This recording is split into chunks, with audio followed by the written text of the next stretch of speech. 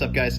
Today we're going to be doing a quick video on how to easily repair your steering wheel, leather wrap steering wheel, if there's damage on it. Now, we do have other videos for more significant damage, as well as foam-based steering wheels. This is for leather specifically. For the other ones, I'll go ahead and link them right up top, and then also I'll link them down below in the description. If you guys are interested in doing this on your own car, all the products will be listed down in the description below. I hope you enjoy, and yeah, make sure, please, make sure to go ahead and subscribe down below. It really helps us out, and give us a thumbs up on this video so we can continue to make more. Thank you so much. Riley, say bye. Riley, over here. Say bye. What's right? Hey guys, just a quick video for you real quick. I've got a steering wheel here on a Chrysler Town & Country. It's just got some little cuts and stuff on the steering wheel. It's not terrible, but we're going to show you real quickly how to do a basic steering wheel repair like this. Let me flip you around. So as you can see, here's the damage. Again, it's not like terrible. I mean, if you're just sitting here, it doesn't look bad at all, but up top it's definitely cracking. Okay, along the side a little bit here as well. So what we're going to do is we're just going to sand that down, use a little coater called PC coater that I have to rub that on there. It gives it a little bit of texture, it kind of fills in some of the damage, and then I'll sand that down lightly and we'll reshoot it.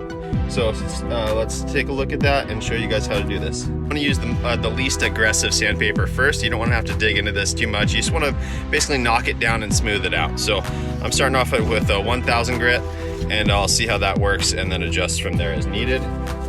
But that should be pretty good. So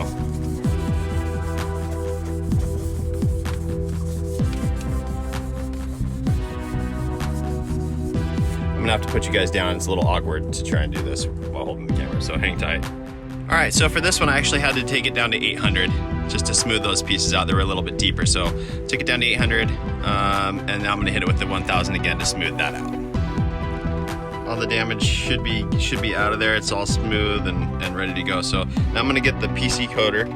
It's just this guy, and I'm just gonna apply it onto the towel and wipe it on just like that.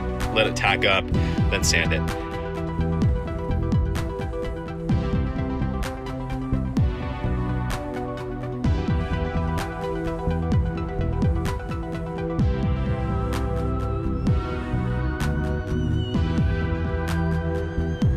Alright, so there's the coater on there. See, it goes on a little bit thick, that's why we let it tack up and then sand it again. And with this, I just need to smooth it out lightly, so I'm just going to be using a 2000 grit to sand that out. Alright, so it's sat for about a minute now. It's set up, so I'm just going to take my 2000 grit and just lightly go over it, just to knock down any of the high spots.